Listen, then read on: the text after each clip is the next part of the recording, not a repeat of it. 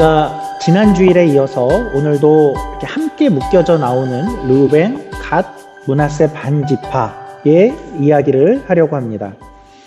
지난주에 우리가 살폈듯이 이들은 이스라엘의 나머지 지파들과 아주 멋있고 아름다운 공동체를 이루었었죠.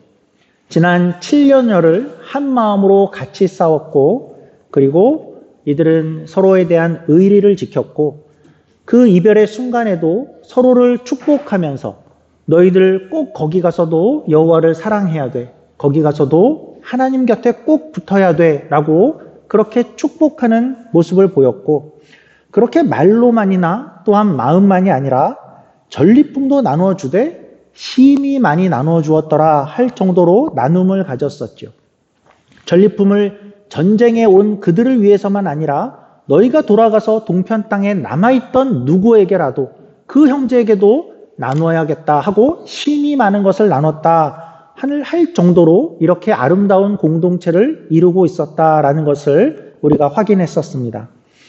그런데 이야기가 거기에서 동편으로 그들이 잘 돌아갔더라 하고 그렇게 끝나는 것이 아니라 오늘 이 한 가지 사건이 일어나게 됩니다. 그 사건을 오늘 성경이 이렇게 기록을 하는데 우리가 읽었듯이 아주 길게 설명을 하고 있습니다. 성경이 길게 설명을 하면 그 내용은 중요한 것이고 또한 읽는 우리에게 하고픈 말이 있어서 이렇게 그 내용을 자세하게 기록한 것일 것입니다. 우리가 이 사건 전체를 함께 읽었는데요. 이 사건은 얼핏 보면 와, 큰일 날 뻔했어. 와, 저들이 좀 성급했네. 뭔가 좀 부족한 공동체의 모습이야 라는 그러한 생각이 먼저 들 수도 있지만 사실은 그러한 면은 초점이 아니어 보입니다. 이 장면은 우리가 함께 읽은 본문은 지난주에 이어서 역시나 이들이 얼마나 지금 훌륭한 신앙 공동체를 이루고 있는가 하는 것을 보이는 것이 초점이어 보입니다. 오늘 사건에서 이들은 이만큼 훌륭한 신앙 공동체다라는 것을 보여준다라고 말씀드렸는데 이제부터 어떤 면이 그러한 면인가 하는 것을 우리가 좀 찾아가 볼 것이고, 그리고 이들이 그렇게 훌륭한 신앙 공동체를 이루고 있음에도 불구하고 언제라도 그 안에 문제가 일어날 수 있다라는 것도 우리가 짚어볼 것이고, 그리고 그럴 때에 이 훌륭한 공동체가 그것을 어떻게 해결해 가는가 하는 것을 함께 살펴보려고 합니다. 여러분들 혹시 이런 시를 들어보신 적이 있으실까요? 영어권 시라고 하는데 우리식으로는 산문시 같고 오히려 짧은 에세이에 가깝습니다. 찾아보니까 우리말로도 번역이 돼서 유튜브 영상으로도 이렇게 제작이 되어 있는데 제목은 쿠키 도둑입니다. 과자 도둑이라는 내용인데 이런 내용입니다. 하루는 한 여성이 이제 공항 대합실에 앉아 있었습니다. 그 여인은 이제 비행 시간을 기다리는데 약 6시간에서 7시간을 기다려야 했습니다. 그러니까 그녀는 이제 많은 시간을 어떻게 보내야 될까 하다가 공항 서점에 가서 책을 한 권 사야겠다라고 생각을 했고, 가서 마음에 드는 책을 한 권 사고, 그리고 옆에 있는 쿠키 한 봉지를 사게 되었습니다. 그리고 대기실에 긴 의자에 와서 한 자리를 잡고 앉아서 과자를 옆에 두고 이제 책을 꺼내 들고 읽기 시작을 했습니다. 책은 너무나 재밌어서 그녀는 이내 그 책에 빠져들게 되었습니다. 한참 동안을 책을 읽고 있었는데 뭔가 낌새가 좀 이상해서 옆을 살짝 봤더니 이 과자 건너편에 어떤 남자가 앉아서 자신의 과자를 하나씩 뺏어 먹는 것을 발견하게 되었습니다. 무슨 일인가 하고 생각을 하다가 그냥 모른 척 하기로 했습니다. 내가 착해서 망정이지 한 대 때려주던지 경찰을 부르지 않은 것을 다행으로 알아라 하면서 그냥 두기로 했습니다. 그런데 그 이후에도 내가 과자를 하나 뺏어 먹으면 그 남자도 하나를 먹고 내가 2개를 먹으면 그 남자도 2개를 꺼내 먹는 것이었습니다. 그러다가 마침내 과자가 봉지에 1개가 남게 되어 있었습니다. 그녀는 생각을 했죠. 설마 저 남자가 1개를 먹지는 않겠지. 그런데 그때 그 남자를 살짝 살펴봤더니 미소를 짓고 있었고 허허허 웃으면서 그 남자가 그 남은 과자를 집어드는 것이었습니다. 그리고 나서 하는 말이 이거 나눠 먹을래요? 라고 그 남자가 물어왔습니다. 너무나 기가 막혀서 할 말을 잃었고 적반하장도 유분수다라는 말을 생각하게 되었죠. 그러더니 이제 반쪽을 들자마자 그 남자가 먼저 먹어버렸습니다. 그래서 이 여자는 이런 파렴치한 못된 놈이 다 있나 하면서 화가 날 즈음에 마침 비행기가 준비되었다라는 방송을 듣고 그냥 비행기로 가기로 했습니다. 자리를 박차고 일어나서 짐을 모으고 그 남자를 한번 째려봐 주고 그리고 비행기를 타러 갔습니다. 어떻게 한마디 고맙다는 말도 하지 않고 저렇게 있는 사람이 있을 수 있을까 하고 비행기를 찾아 들어와 좌석에 앉게 되었습니다.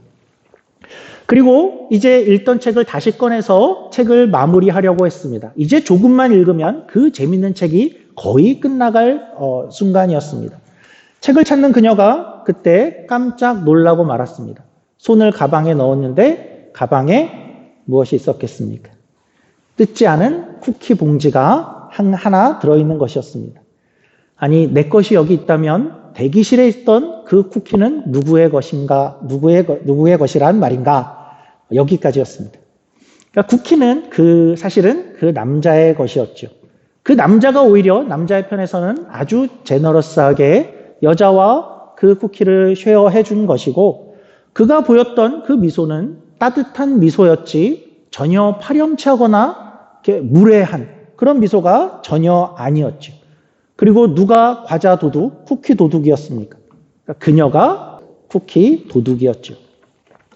그래서 이 이야기는 잘못된 가정이라는 것, 그리고 성급한 assumption, 선입견, 편견, 성급한 판단이라는 것이 얼마나 그 이후의 상황 전체를 다르게 이해하게 만드는가 하는 것을 잘 보여주는 그러한 이야기이죠.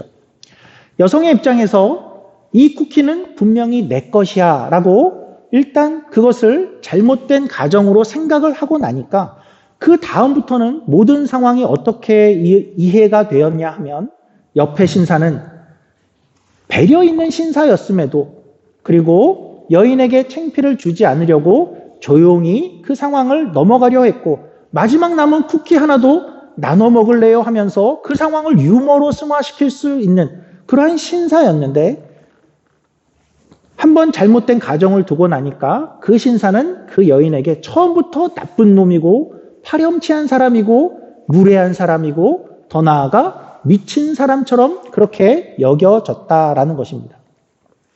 오늘 본문에서 우리가 그런 비슷한 가정, 잘못된 가정이라는 것이 등장을 하죠. 동편 지파가 이제 7년 동안이나 같이 가나안 땅에서 전쟁을 하고 나서 자기 땅으로 돌아가는데 돌아가면서 그 경계선 어디엔가 한 제단을 쌓았습니다. 우리 본문 10절을 보니까 어디 작은 제단이 아니었던 것 같습니다. 아이들이 장난으로 만든 제단도 아니고 아주 큰 제단이라고 이야기를 합니다. 그러니까 작정을 하고 만든 그러한 제단이었습니다. 11절에서는 이스라엘 백성이 들은즉 그리고 어떻게 하냐면 12절에 야 싸우러 가자라고 반응을 합니다. 그런데 우리가 본문을 다 읽었지만 저 뒤에 가니까 우리가 뒤에 가서 알게 되는 진실은 뭐였냐면 이 동편 지파의 입장에서는 그들이 왜 제단을 쌓았냐면 전혀 다른 신을 섬기려거나 아니면 우리만의 다른 제단을 가지려거나 우상을 섬기는 것은 더더욱 아니고 그런 뜻이 아니라 그저 좋은 의도로 우리의 후손을 위한 어떤 것을 하는 것뿐이었다라는 것을 우리가 이 나중에 가서 그것을 알게 되죠. 그런데 그 모든 것을 다 알기 전에 말하자면 공항 쿠키가 그 신사의 것이었다라는 것을 알기 전에는 야 저들이 제단을 쌓았대. 그 순간 저거는 배신이다. 야 싸우러 가자. 그랬고 그 장면은 우리가 상상하건대 그러니까 공감을 해보자면 그 장면은 굉장히 위기의 순간이었죠. 긴급한 장면이었죠. 자칫하면 어떤 일이 벌어질 수 있는 상황이 되어버렸냐면 동족 상잔의 비극이 일어날 만한 그런 상황이 되어져 버렸습니다. 보통 동족 상잔의 비극도 아니죠. 이들은 어떤 관계였죠? 바로 얼마 전까지 7년 동안을 동고동락하고 산전수전을 겪으면서 전우애를 키워온 그러한 관계였고 헤어지는 순간까지 축복하고 가진 것을 나눌 정도의 그런 관계였는데 그런데 이 성경 한 장이 넘어가기 전에 한 장도 넘어가지 못하고 그들과 과연 전쟁을 하게 될 것인가 하는 생각해보면 헉소리 나는 긴장이 되는 그런 순간이 만들어졌던 것입니다. 그래서 이 장면은 우리에게 아니 조금 전까지 그렇게 좋았던 공동체가 어떻게 이런 상황을 직면할 수 있을까 하는 그런 생각을 하게 하고 오늘 본문이 말하고 싶은 것입니다. 그러니까 좋은 공동체라도 이런 위험, 이런 위기는 언제라도 찾아올 수 있다라는 것이죠. 아주 순식간에 바로 전에 그렇게 좋았던 그런 공동체였는데 어느 순간 아주 순식간에 공동체가 와해되고 그 공동체가 마치 전쟁터가 될 수 있다라는 것입니다. 어디서 그런 것이 시작되었죠? 오늘 본문으로는 잘못된 가정에서 성급하게 상대를 판단해 버리는 것에서 이런 비극이 시작될 수 있다라는 것입니다. 그래서 이러한 비극은 공동체 안에서 어떤 한 사람이 잘못 오해했더라, 성급히 판단했더라 하는 그러한 정도에서 그치면 공동체의 큰 비극은 일어나지 않습니다. 그런데 이 일이 크게 되어지는, 크게 만드는 것은 우리 본문에도 나오듯이 온 이스라엘이 들은 즉, 우리가 한번 상상을 해보죠. 아마도 동편 지파 사람들이 가다가 이제 제단을 쌓는다는 소식을 온 이스라엘이 동시에 그것을 보았을 리는 없습니다. 몇몇이 그것을 먼저 보게 되었겠죠. 그리고 그 사람들이 그것을 말하기 시작했고 어떤 사람은 그 얘기를 듣고 그 사람들은 또 이야기를 하고 또 말한 것을 어떤 사람들이 듣고 그러다가 온 이스라엘이 이제 듣게 된 것입니다. 어쩌면 처음 동편 제단을 본 사람들은 어쩌면 가서 물어봤을 수도 있습니다. 야, 니네 뭐 하는 거야? 친한 이들이었죠. 7년 동안 같은 이들이었고 말 못할 상대들이 아니었습니다. 그리고 어쩌면 그들은 설명을 했을 수도 있습니다. 아, 이거 후손들을 위해서 짓는 거야. 여기서 따로 번제나 제물 드리려고 만드는 것 아니고 우상은 더더욱 아니지. 그래서 처음 제단을 봤던 이들은 그것을 보고 나서 만나는 이들에게 이야기를 할 수 있었겠죠. 아, 저기 큰 제단 보이지? 저거 좋은 의도래. 그런 거 아니래. 그런데 그것을 전해 들은 사람들은 또 큰 제단을 보면서 자기가 직접 그 해명을 들은 것이 아니었기 때문에 저 큰 제단을 봐봐. 의도는 사실은 나는 잘 모르겠어. 직접 듣지 못했으니까 그렇게 전달을 했을 수도 있고 그리고 그 말을 들은 어떤 사람들은 혹시나 어쩌면 동편지파에 대해서 조금 탐탁지 않게 생각한 이들이 있었다면 저들은 동편 땅에도 저렇게 땅을 많이 받아놓고 우리의 전리품들을 저만큼 가져가는 게 맞아? 혹시 이런 생각을 하고 있었던 사람들이라면 저들은 원래 욕심이 많았어. 뭔가 자기의 것들을 만들고 있을 거야. 그렇게 자기의 생각을 지레짐작할 수도 있었겠죠. 물론 모든 게 제 상상입니다. 그냥 집에서 이런 상상을 하고 있습니다. 그런데 이 본문을 보면 어느 날 이 이야기를 여호수아가 들었다라고 하지 않고 온 이스라엘이 이 이야기를 알게 되었다라고 합니다. 그럴 때 어떤 과정을 거쳤을까 하고 우리가 천천히 생각을 해본다면 충분히 일어날 수 있는 그러한 과정이라는 것을 여러분들이 공감하실 거라고 생각이 듭니다. 현대에서 이렇게 전해지는 이야기들을 우리는 뭐라고 부르죠? 가십이라기도 하고 풍문, 소문, 극하더라, 적하더라 그래서 카더라 통신이다. 그렇게 이야기도 하죠. 이런 이야기는 어떤 혼자가 그렇게 상황을 오해하고 성급히 판단했더라 그렇게 하면 그냥 이 일은 오해로 끝나든지 어떤 해프닝으로 끝나게 됩니다. 그런데 이 이야기들을 어떤 몇몇이 모이고 어떤 그룹이 모여서 이 이야기를 하기 시작하면 이것은 공동체에 굉장히 큰 상처를 남길 수 있는 어떠한 것이 될 수 있습니다. 그리고 이것이 더 나아가서 공동체 전체가 이 가십과 이 소문 속에 휩싸이게 되면 그러면 이 소문은 공동체를 와해할 수 있는, 그리고 그 공동체를 순식간에 전쟁터로 만들 수 있는 그러한 큰 위험이 됩니다.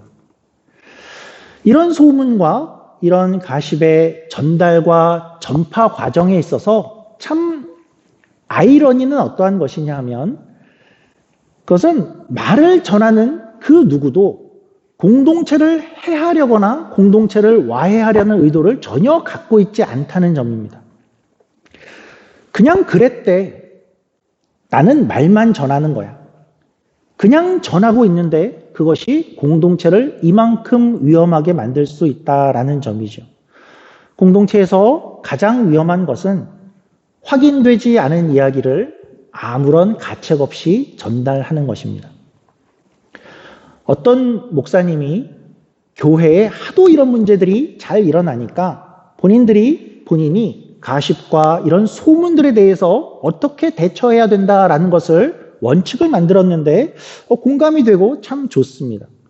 이렇게 이야기합니다. 첫 번째는 누군가 나에게 와서 남의 이야기를 하면, 소문을 이야기하면 첫 번째 이렇게 물어보라고 합니다. 그 이야기를 왜 나한테 하는 건데? 왜 나한테 그 얘기를 하는 거냐라고 물으라고 합니다. 재미로 하는 거냐? 우리끼리 즐기려고 하는 거냐? 왜 내게 그 이야기를 하는 거냐라고 물으라고 합니다. 두 번째는 어디서 들었냐라고 물으라고 합니다. 그냥 카더라냐? 뉴스로 생각하면 인터넷 카페에서 본 거냐? 유튜브 개인 방송에서 본 거냐? 아니면 적어도 공신력을 점검받을 수 있는 공영방송 정도는 본 거냐? 그러니까 출처를 확인해 보라라는 것이죠. 세 번째는 팩트 체크가 된 거냐라고 물으라고 합니다. 그러니까 사실로 그것이 판단이 되어진 얘기냐라고 물어보는 것이고, 그냥 정황만 보고 누가 상상하는 얘기냐라는 것을 물어보라고 합니다. 재단을 보고 나서 누군가 상상한 얘기를 지금 하고 있는 거냐? 그것을 물어보는 것이죠. 마지막 네 번째는 너도 직접 확인을 했냐라고 물어보라고 합니다. 너가 지금 확인을 하고 전달하는 거냐라는 것이죠. 네가 정말 확인을 했다면 그 재단을 가서 봤다면 그것이 모형이라는 것을 분명히 알았을 텐데 확인하고 이야기하는 것이냐라는 것이죠. 그래서 많은 이들이 이야기한다고 그것이 사실이 되는 것은 아니죠. 이스라엘이 오늘 그렇죠. 이스라엘이 다 같이 그렇게 생각을 했지만 그것은 사실이 아니었습니다. 꼭 기억하면 좋겠습니다. 공동체를 위협하는 소문, 뒷이야기, 무심코 하는 이야기가 공동체를 이만큼 비극에 처할 수 있다라는 점입니다. 자, 그런데 저는 오늘 이스라엘이 이런 해프닝을 겪고 있고 이런 위기를 초래할 만한 그런 상황들을 겪고 있음에도 불구하고 적어도 저는 이 당시 이스라엘 공동체는 매우 훌륭한 신앙 공동체였다라고 단언하고 싶습니다. 이제부터는 우리가 이 본문 속에서 어떤 면을 봐서 이들이 정말 훌륭한 신앙 공동체였는가 하는 것을 찾아볼 것이고, 이들은 그 상황 속에서 생긴 어떠한 문제들을 그 공동체는 어떻게 반응하고 어떻게 해결해 가는가 하는 것을 한번 조금 천천히 살펴보려고 합니다. 이들은 먼저 동편 지파가 가면서 큰 재단을 쌓았다라는 그러한 소식을 듣습니다. 그러니까 말하자면 공동체 안에 어떤 문제가 발생했어라는 것을 듣게 된 것입니다. 이스라엘 자손이 그때 반응할 수 있는 두 가지 가능성이 있습니다. 첫 번째는 모른 척하는 것입니다. 이것이 분명히 더 쉽습니다. 그러든지 말든지 지네가 알아서 하라 그래. 이제 무슨 또 전쟁을 해. 전쟁 이제까지 했는데. 몰라. 난 몰라. 나는 모르는 일이야. 그러기가 훨씬 더 쉬운 그러한 선택이었죠. 그런데 이스라엘은 어떻게 하냐면 그렇지 않고 이 문제를 즉각적으로 시리어스하게, 진지하게 생각했다는 그 점이 이 공동체의 훌륭한 점입니다. 공동체 안에서 어떤 문제가 생겼을 때에 난 모르겠어. 나한테 피해 없어. 그냥 잠잠히 있기로 하겠어. 그러면서 입으로는 또 옆 사람에게 수군수군 제가 저랬대. 이스라엘은 그러지 않는다라는 것이죠. 이들은 즉각적으로 이 문제를 공적으로 들고 왔고 이 문제를 진지하게 직면하고 그 문제 앞으로 나아가고 있는 것입니다. 이것은 매우 훌륭한 점입니다. 이들은 이 문제를 듣고 어느 정도로 나설 수 있는가를 본문에서 찾아볼 수 있습니다. 이들은 이것을 듣고 어떻게 했냐면 온 회중이 실로에 모였다라고 합니다. 실로는 이스라엘 안에 성소가 있는 곳이었습니다. 그리고 가장 중요한 나라의 정책과 그러한 재판을 결정하는 그러한 가장 중요한 장소였습니다. 여기에 모두가 모이게 됩니다. 그리고 각 지파에서 천부장, 1000명의 대장이 되는 사람을 뽑아냅니다. 각 지파에서 뽑아냅니다. 이것은 어떤 낮은 사람들이 해결할 문제가 아니다라는 것을 표현한 것이고 이것은 중요한 문제고 고위직들을 다 불러 모으고 집합을 시키는 것입니다.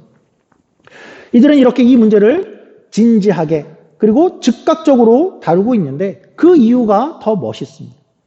왜 이들은 이 문제를 이렇게 즉각적으로 시리어스하게 다루게 되었을까? 그것은 저들이 지금 저 제단을 쌓는 그 일이 하나님의 말씀을 어기고 있는 것이다 라는 것이 그런 이유 때문이었습니다. 오늘 본문에도 나오지만 우리가 신명기 12장 말씀으로 한번 확인을 하면 좋겠습니다. 화면으로 한번 띄워주시면 신명기 12장에 가면 제단에 관한 그러한 말씀이 나옵니다. 너희는 너희의 하나님 여호와께서 자기 이름을 두시려고 택하실 그곳에 내가 명령하는 것을 모두 가지고 갈지니 곧 너희의 번제와 너희의 희생과 너희의 11조와 너희 손의 거제와 너희가 여호와께서 원하시는 모든 아름다운 소원물을 가져가고 13절입니다. 너는 삼가서 내게 보이는 아무 곳에서나 번제를 드리지 말고 14절 오직 너희의 한 지파 중에 여호와께서 택하실 그 곳에서 번제를 드리고 또 내가 네게 명령하는 모든 것을 거기서 행할지니라.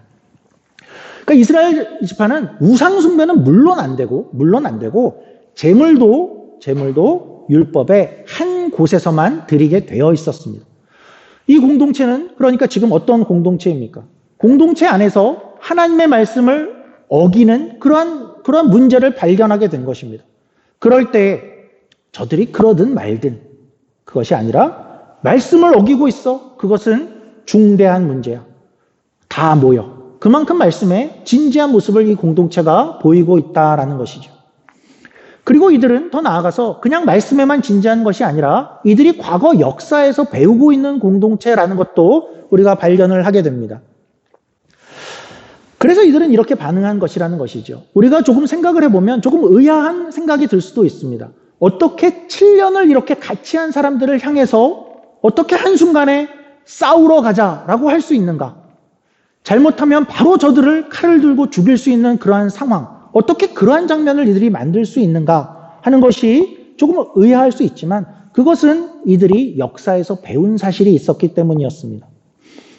오늘 우리가 함께 읽은 본문 중에 비느하스가 이 동편 지파를 만나러 가서 말하는 장면에 나옵니다. 우리 각자 성경으로 한번 확인하겠습니다. 부올 사건이라고 하는 17절 말씀입니다. 17절, 18절 말씀입니다. 부올의 죄악으로 말미암아 여호와의 회중에 재앙이 내렸으나 오늘까지 우리가 그 죄에서 정결함을 받지 못하였거늘 그 죄악이 우리에게 부족하여서 오늘 너희가 돌이켜 여호와를 따르지 아니하려고 하느냐? 너희가 오늘 여호와를 배역하면 내일은 그가 이스라엘 온 회중에게 진노하시리라.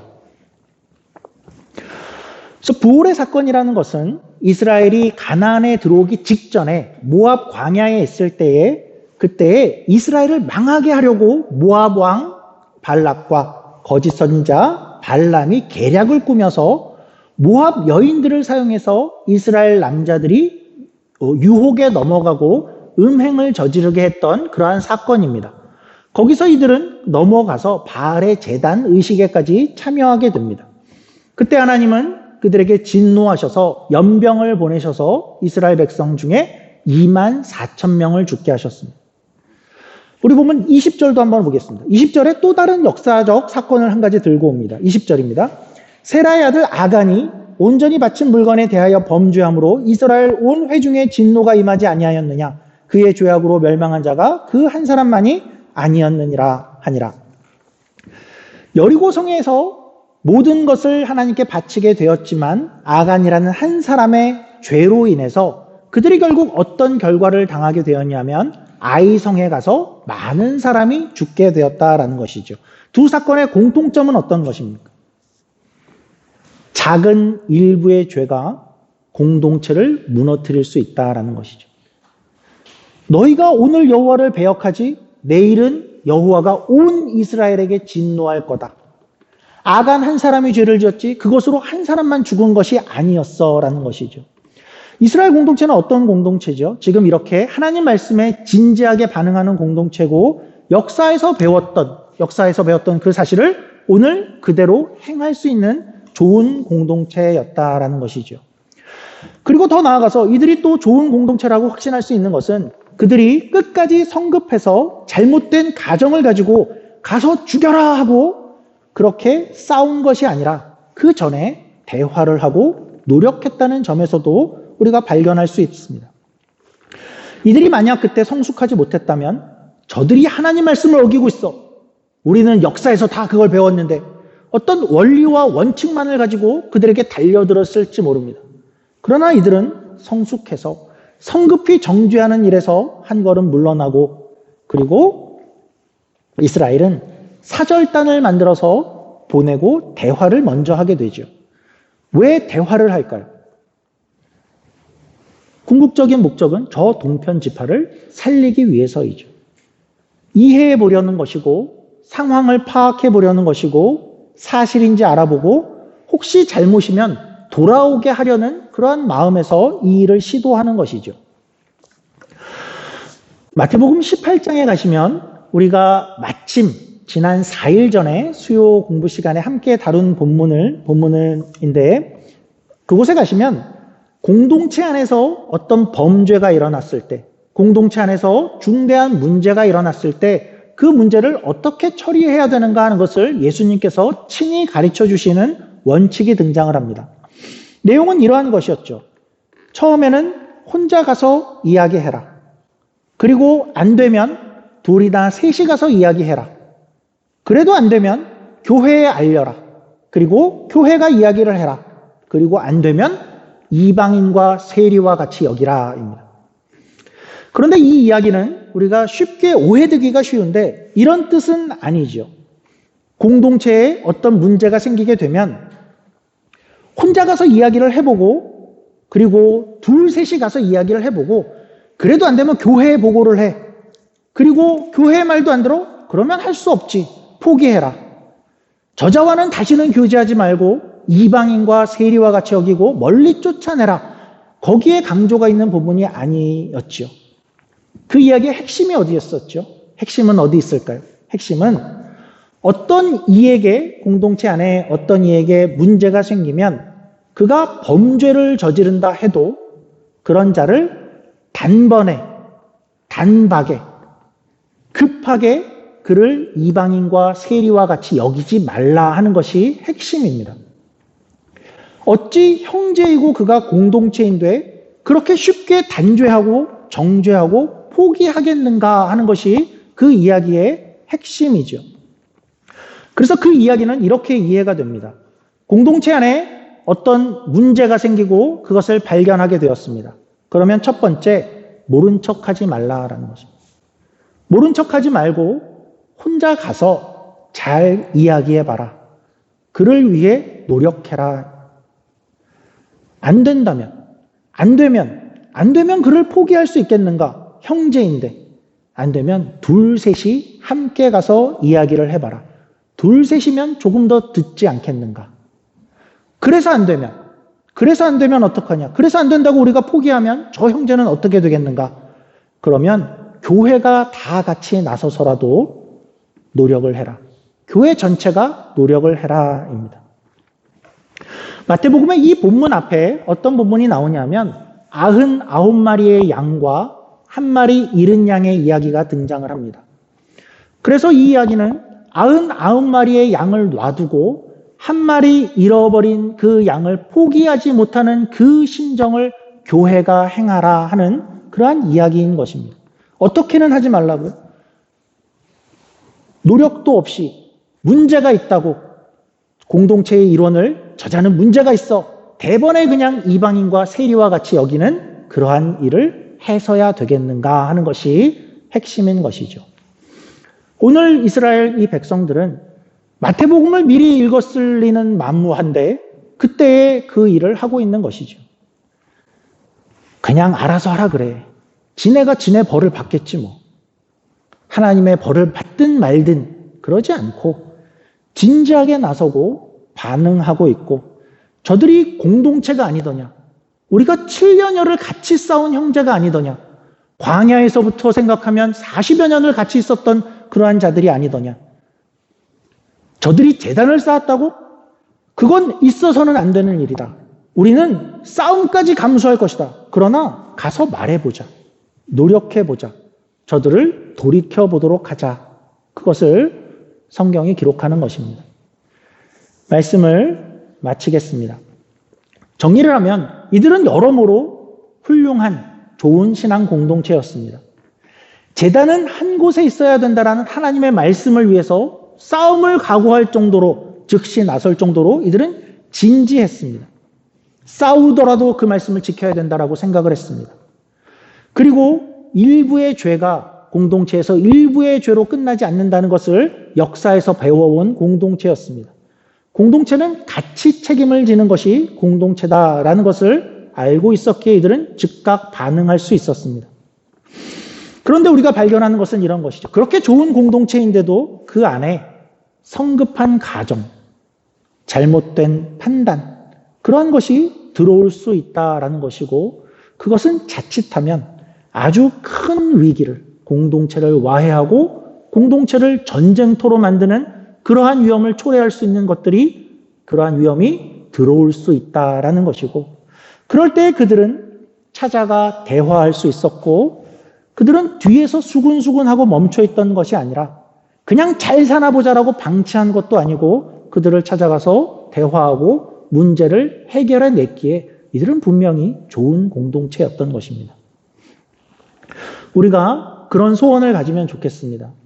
오늘 설교의 제목은, 지난주의 설교의 제목은 아름다운 공동체, 오늘 설교의 제목은 아름다운 공동체 2입니다.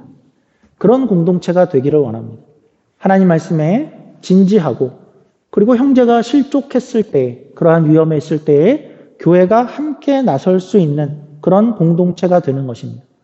그리고 그런 공동체가 되어진다 하더라도 우리 안에는 어떠한 문제라도, 가장 큰 위험을 초래할 문제가 생길 수 있지만 그때에 함께 나서서 듣고 대화하며 이 일을 또한 해결해가는 공동체의 모습을 지켜가는 그러한 저와 여러분이 되기를 주의 이름으로 축원합니다.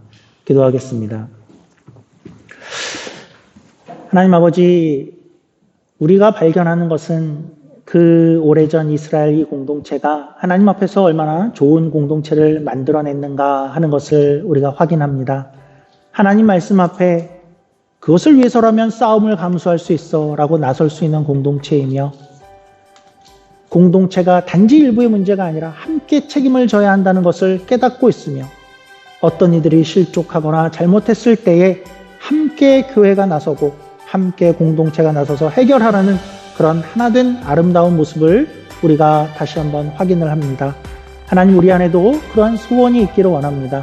아름다운 공동체를 이루어가고 문제가 있을 때 함께 해결하며 하나님 말씀 앞으로 더욱더 가까이 다가서며 나아갈 수 있는 그런 우리 모두가 되게 하여 주시옵소서. 문제 앞에서 물러서거나 문제 앞에서 수군거리는 것에 그치지 않게 하시고 그 일에 책임을 지며 담대히 나설 수 있는 우리 모두가 함께 되어지기를 간절히 소원합니다. 예수님 이름으로 기도합니다. 아멘.